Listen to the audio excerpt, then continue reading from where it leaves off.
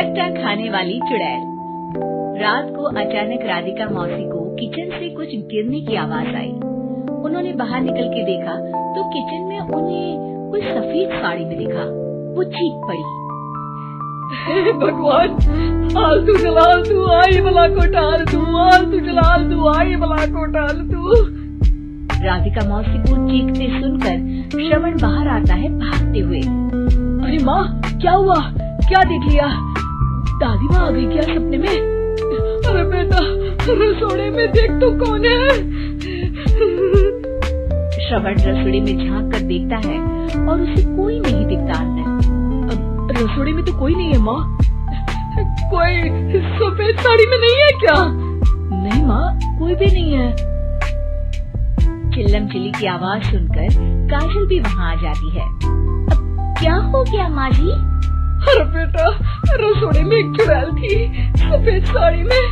अरे क्या कर रही थी वो अंदर? अरे बताया नहीं, कल आएगी ना तो पूछ लूंगी। चुड़ैल जी, आपका क्या प्लान है? माँ जी, रात बहुत हो गई है, आपने कोई बुरा सपना देखा होगा, चलिए सो जाइए। राधिका मौसी सोने तो चली जाती है पर उनको रात भर नींद ही नहीं आती। वो कुछ भी उलझुल बातें सोचने लगती है। कहीं चुड़ैल की वजह से तो घर में टेंशन नहीं हो रहा, कहीं उसी की वजह से तो वो दादी नहीं बन पा रही।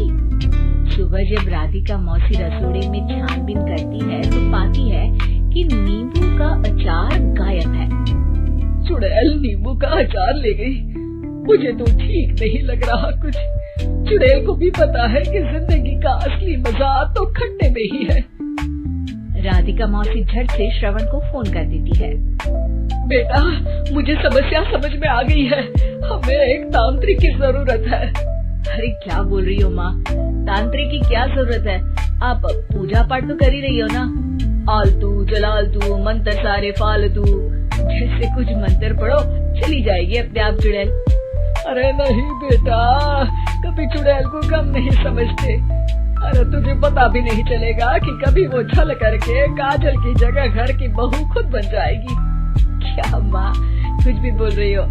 कहाँ काजल और कहाँ चुड़ैल? वैसे एक बात बताओ, काजल को अगर गाने के लिए बोल देना तो चुड़ैल काजल की आवाज सुनकर घर तो क्या, घर भी लोग छोड़कर चली जाएगी।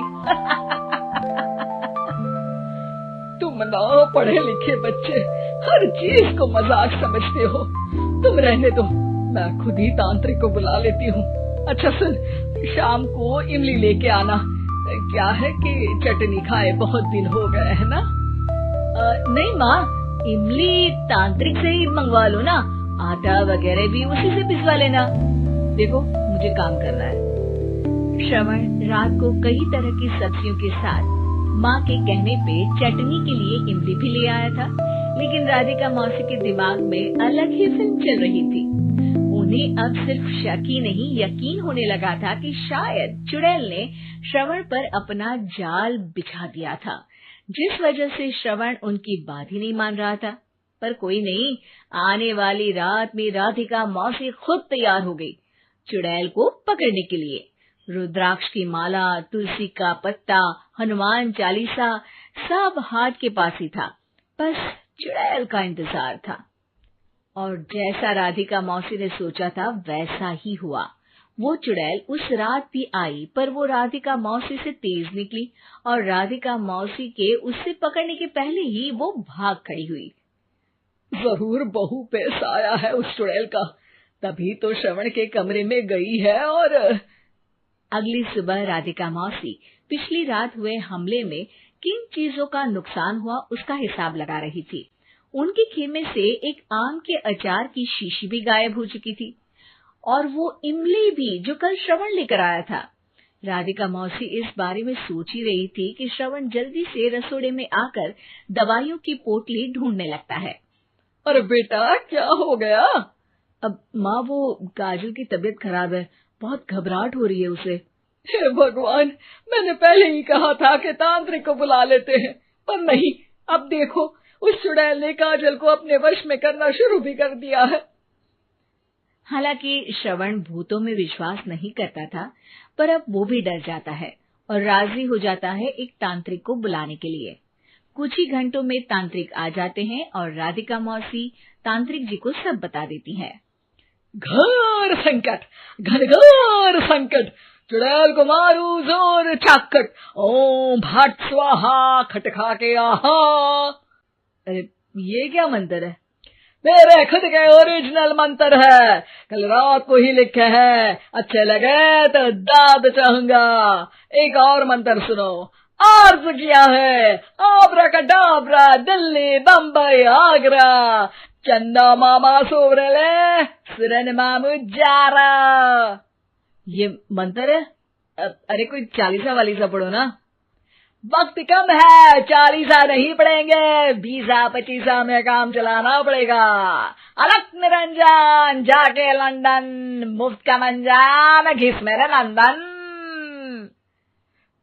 अरे जल्दी करो तांत्रिक जी, जल्दी करो। तांत्रिक अपने उल झलूल मंत्र पढ़ने लगता है। श्रवण को तांत्रिक पे शक होता है। वो अपने एक डॉक्टर दोस्त को कॉल कर देता है ताकि कोई अनहोनी हो तो इमरजेंसी में चीजें मैनेज हो जाए।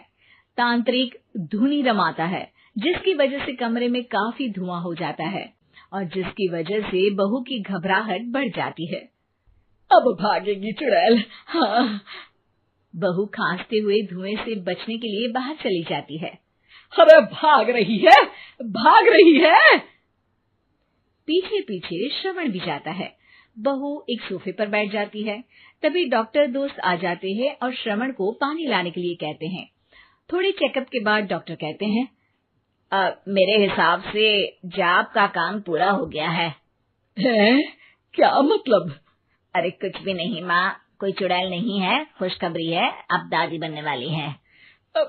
मगर वो सब अचार के डब्बे।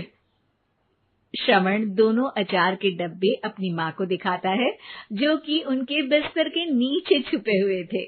आपने सही बोला था माँ, वो चुड़ैल काजल ही थी जो खट्टा खा रही थी। हमें कल ही पता चला, पर हमने आपको ये तांत्रिक वाला काम करने दिया ताकि आपको भरोसा हो जाए कि भूत वगैरह कुछ होता ही नहीं। अच्छा अच्छा, ये तो बड़ी खुशी की बात है। पर बेटा मुझे एक झाड़ू तो ला दे। क्यों माँ? ये तांत्रिक का भूत उतारती हूँ मैं। अब तांत्रिक राधा मौसी के डर से घर से भाग निकलता है और राधा मौसी उसके पीछे भागती है। अरे संकट ये घनघोर है, तांत्रिक मुआ चोर है।